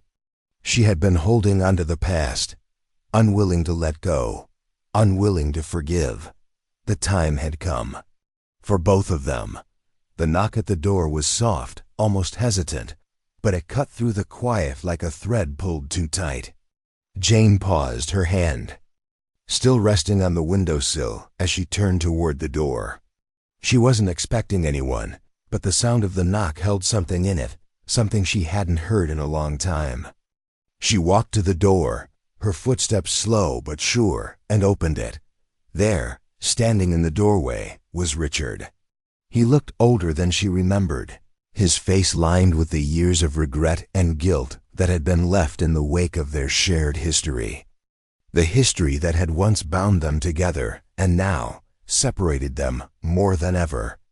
"Jane," he said softly, his voice tired, but not without an edge of hope. "I didn't think you'd ever answer." She didn't say anything at first, just stood there, staring at him. There was so much between them, too much to unpack, too many unspoken words. But they both knew why he was here. He didn't need to say it. "I've been thinking about you," Richard said, his hands shoved deep into his coat pockets. "About everything that happened." Jane let the silence stretch between them, the weight of everything hanging in the air. She didn't need to hear his apologies, didn't need to hear him justify his actions. She had heard enough of that over the years. The words that Samuel had never said, the lies that had never been addressed. Richard's guilt wouldn't change anything. "I don't need your apologies." "Richard," she said quietly, her voice steady but thick with emotion. "I've spent enough time forgiving the wrong people." Richard nodded, his gaze dropping to the ground, his shoulders slumping as if the weight of his own guilt was too much to bear. Jane watched him, her heart heavy with something she couldn't name. Maybe it was pity, maybe it was understanding. But she didn't know if it mattered anymore. "You've lost more than I could ever apologize for," Richard said quietly. "But I need you to know, I didn't want to hurt you." Jane looked at him, her expression unreadable. "I know," she said softly, "but it doesn't matter anymore." She closed the door gently, the finality of the movement settling over her like a blanket. There were no more words to say, no more apologies. It was over. She turned back toward the room, her eyes finding the empty chair where Ethan had sat only hours before. The house was still, but it was no longer empty. Not in the way it had been. They had made it through the storm. And now it was time to rebuild. She sat down in the chair beside the window and closed her eyes, letting the weight of everything they had been through wash over her. The past would always be a part of them, but it didn't have to control them. They would find their way forward, together, even if the road ahead was uncertain. Is the future ever truly free, or do we carry the past with us? What we inherit is not always a blessing, but it can be a lesson. The air in the room felt different now, 10 years later. It wasn't the kind of change you could easily put your finger on. It was a shift that had crept in so slowly, so quietly, that by the time it was fully realized, you could hardly remember how the world had been before. Jane stood by the window, watching the rain fall in sheets, the steady rhythm, a kind of solace she had grown to understand over the years. Time had passed, and the wounds of the past had faded, but they had never truly healed. They had simply become part of her, woven into the fabric of who she had become. The house was quieter than it had ever been. Ethan was out again, busy with his own life, his own work, the things that had filled the space Samuel's ghost had once occupied. Jane had always known this day would come, the day when her son would walk away, carrying with him not just the memories but the lessons she had tried so hard to teach him. But today, there was something different in the way she saw him. Something that reminded her of Samuel, not in the way that broke her heart, but in the way that made her proud. Ethan had grown into a man who could stand on his own, who could weather the storm without being swallowed by it. She turned from the window, the rain still tapping against the glass, and moved toward the table. There, as always, was the locket. She hadn't touched it in years, but it sat there, a silent reminder of everything that had come before. She picked it up, feeling the weight of it in her hand, the metal cool and smooth. Her fingers moved instinctively to open it, but this time she hesitated. The photo inside, the one of her and Samuel, smiling as if the world was theirs to conquer, felt like a distant memory, a lifetime ago. But that was the thing about memories, wasn't it? They never really went away. They lingered, tucked into the corners of your mind, only to resurface when you least expected it. And sometimes they came back not to haunt you, but to remind you of how far you had come. She opened the locket slowly, almost reverently, and gazed at the photo for a moment before closing it again. This time, the weight didn't feel so heavy. The past didn't pull at her as it had before. It still existed, was still a part of her, but it no longer had the power to control her. A sound broke the stillness, the soft creak of the front door opening, the familiar shuffle of feet on the wood floor. Jane looked up to see Ethan standing in the doorway, his face tired but content, a soft smile tugging at the corner of his lips. He had always been the quieter one, the one who thought deeply before he spoke, but now there was something in his eyes that spoke of wisdom, hard-won wisdom, the kind that could only come from experience, from living through the things that had shaped him. "You're still up?" he asked, his voice gentle, as if he had expected her to be lost in thought. Jane smiled and nodded, the corner of her mouth twitching in a way that felt unfamiliar. "I was just thinking," she said, her voice soft, "about everything, about how far we've come." Ethan walked toward her, his movements slow but sure, as if he understood the weight of the conversation that was about to unfold. He stopped just in front of her, his eyes locking with hers. "We've come a long way," he said, his voice quiet, but firm. But it wasn't just about surviving. It was about learning to live with what happened. Jane's chest tightened at his words, a lump rising in her throat. "I'm proud of you, Ethan, more than you know." He smiled softly, a flicker of emotion crossing his face. "I'm proud of you too, Mom. You've carried this family through more than anyone should ever have to carry. You taught me that." The words hung in the air between them, a delicate bridge spanning the years of pain, of loss, of rebuilding. For so long, Jane had carried the burden of their past alone, thinking that it was hers to bear.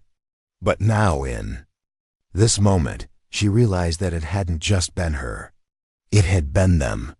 She and Ethan walking through the storm together, weathering it side by side. "I never wanted you to carry it, Ethan," Jane whispered, her voice trembling slightly. "I never wanted you to have to bear the weight of it all." Ethan stepped forward and placed his hand gently on hers. "You didn't choose this, Mom. None of us did. But you showed me how to survive it, how to keep moving forward. And that's what matters."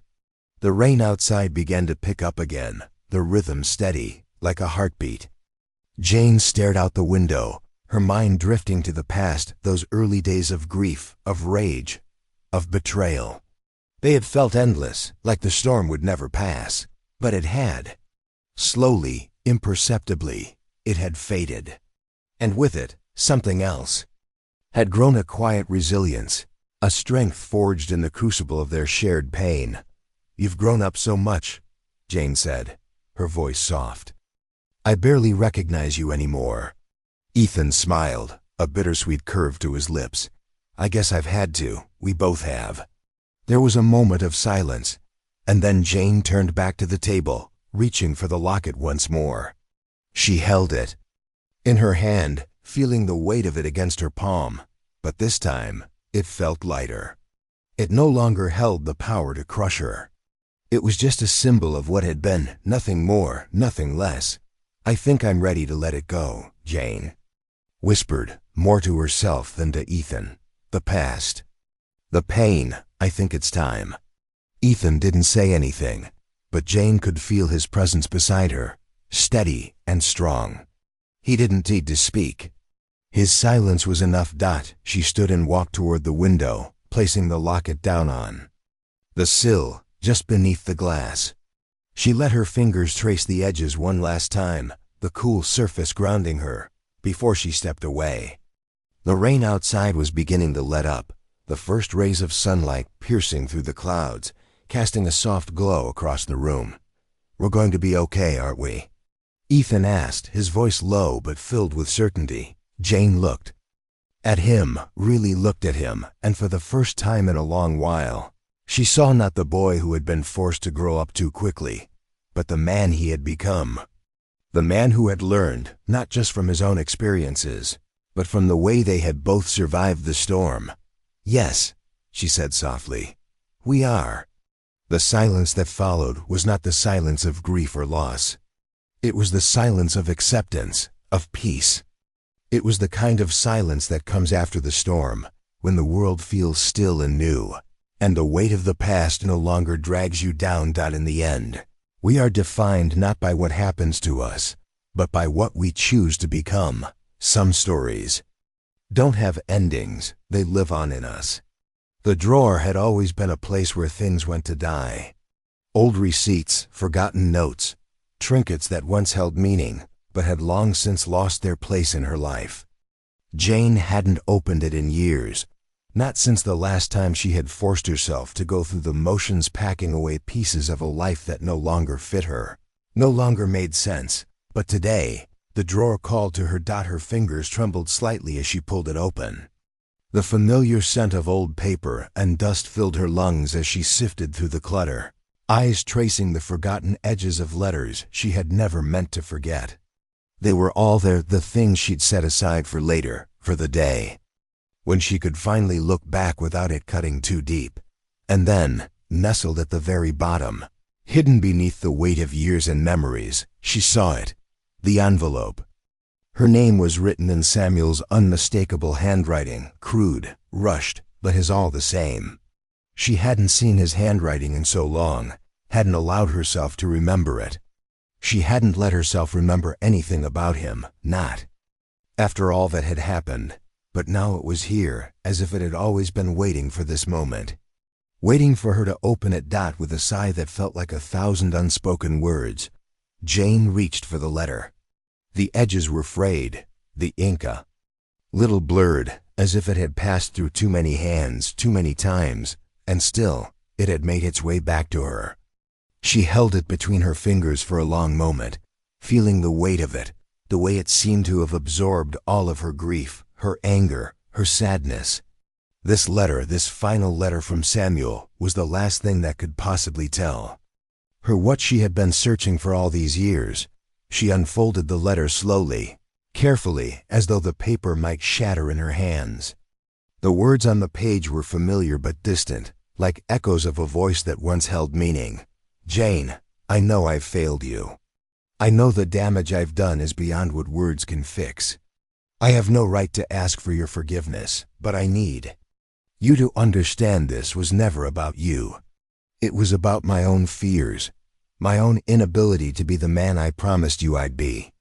I will carry these regrets to my grave, but I hope you find the peace I could never give you. The letter went on, spilling out Samuel's final apologies, his attempts at explaining himself. But the words fell flat. The weight of his betrayal, the life he had kept hidden, the things he had done in the name of self-preservation, had already erased the meaning in his apologies. Jane closed her eyes, feeling the pressure of the past pressing against her chest. He had left her with nothing but his regrets, his broken promises. She had lived with them for so long, had carried them with her like an anchor, and now here they were, once again. But the truth was there, right in front of her. This wasn't the final thing she needed. It was just one more piece, a fragment of a man who had never been whole. She put the letter down on the table, the words still floating in the air like an unanswered prayer. She stared at it for a long moment, and in that silence, something shifted within her. A memory she hadn't let herself feel in years, of days before the storm, before the wreckage, before the betrayal. I loved him, she thought, the thought bitter on her tongue. She had loved him. She had loved him with all of herself, with every piece of her heart, and for that love, she had given him everything. But that love had been a prison, not just for her, but for him too. It had held them both captive in a story they had never written together. She could see it now, the cracks in their life, the places where he had hidden his truth from her, where he had chosen silence over honesty, secrecy over trust. And now, the silence wasn't hers to carry anymore. It wasn't hers to fill with all the unanswered questions. Not anymore. A creak of the floorboards behind her made Jane start, and she turned to see Ethan standing in the doorway. His eyes, once wide with confusion and anger, now carried the weight of understanding. Understanding she had never wanted him to have. For a long moment, neither of them spoke. The space between them was full of the things they could no longer say, the things they didn't have to. Ethan's gaze fell to the letter on the table, and for a moment, Jane thought he might turn and leave. But he didn't. Instead, he stepped forward, his hand brushing against the back of the chair where she sat. "You've been carrying that for so long," he said quietly, his voice barely above a whisper. She swallowed, unsure of what to say, unsure if there were words left to speak. "It's just another part of the story, Ethan," she replied, her voice steady. "One I don't need anymore." "But it's part of you," he said, his voice low. "It always will be." Jane didn't respond immediately. Her fingers, still resting on the edge of the letter, curled into a fist. She had carried so much for so long, carried the weight of a man's mistakes and the scars of a life she had never chosen. But now, as Ethan stood beside her, his presence no longer an anchor, but a reminder of the life they had made, she realized something. She had a choice. She could hold on to this. Hold on to the past, to the anger, to the need for closure that Samuel's words would never give her, or she could let it go. Let it be the past. Let it be the shadow it was always meant to be. She could choose to forgive, but not for Samuel, and not for the mistakes he had made. She could forgive because it was the only way she could stop carrying the weight. It was the only way she could finally move forward. "I'm not going to hold on to this anymore," Jane whispered, her voice barely audible. She stood, pushing the chair back as she walked to the window. "It's not mine to carry." Ethan watched her for a long moment, and then, without a word, he walked over and stood beside her, his presence a quiet support. Together, they looked out into the world beyond, the past slowly fading behind them, the future a mystery that was yet to be written. Some letters are meant to be left unopened. The future is blank until we write it. The door to the house creaked slightly as Jane stepped over the threshold, her hand trailing along the cool, worn wood. The air in the hallway smelled faintly of dust, of things left behind, of memories that had settled in the corners like forgotten books. She paused for a moment, looking around the room that had once felt like home, but now felt like a museum and exhibit of a life she had outgrown. There was so much here, so many echoes of the past, but none of it belonged to her anymore. Behind her, the soft thud of footsteps on the floor signaled Ethan's arrival.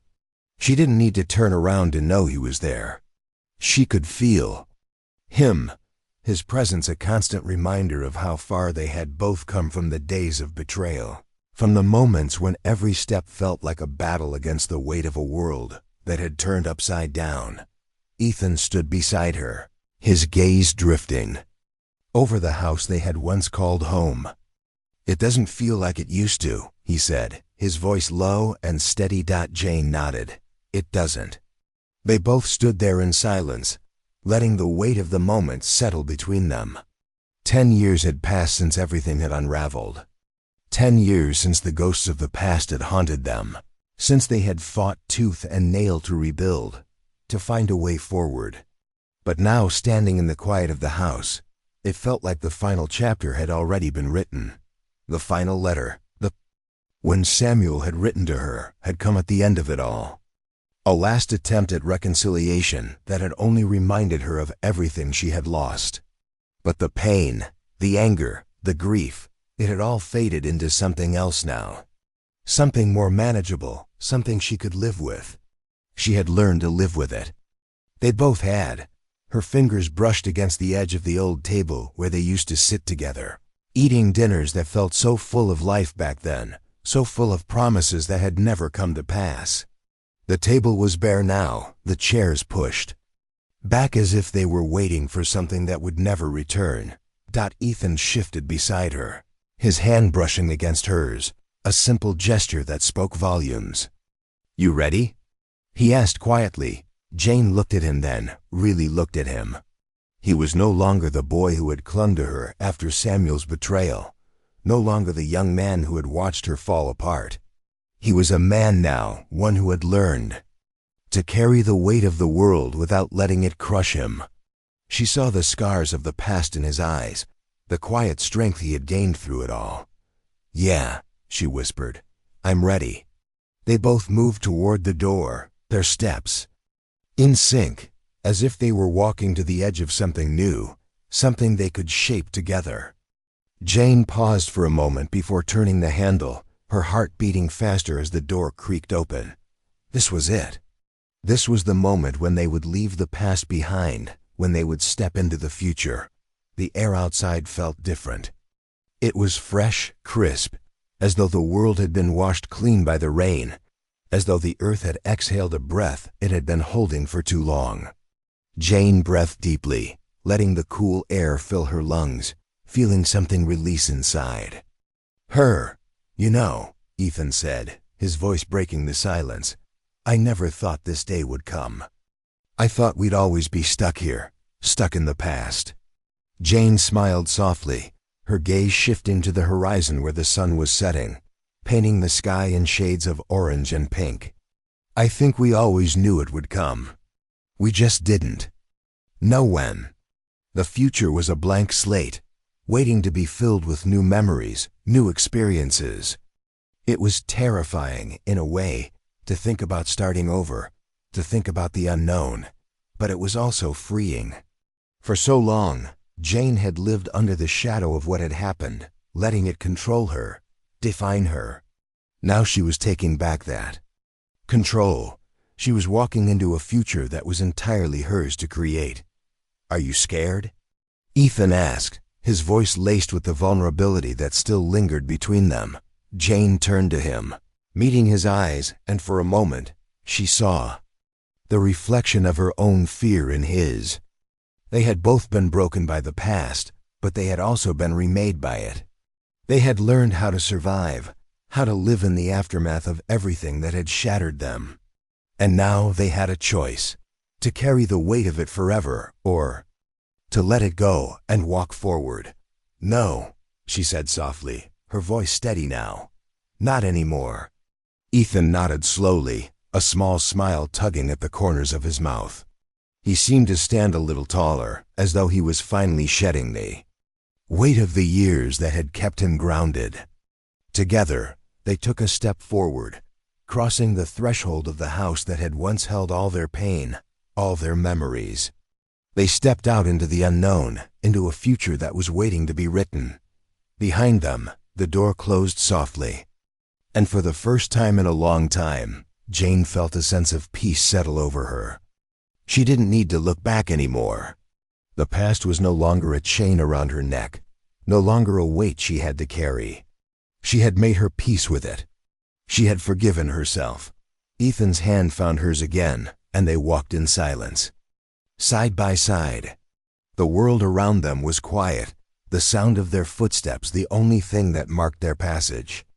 The streets ahead were empty, a canvas waiting for them to paint their story.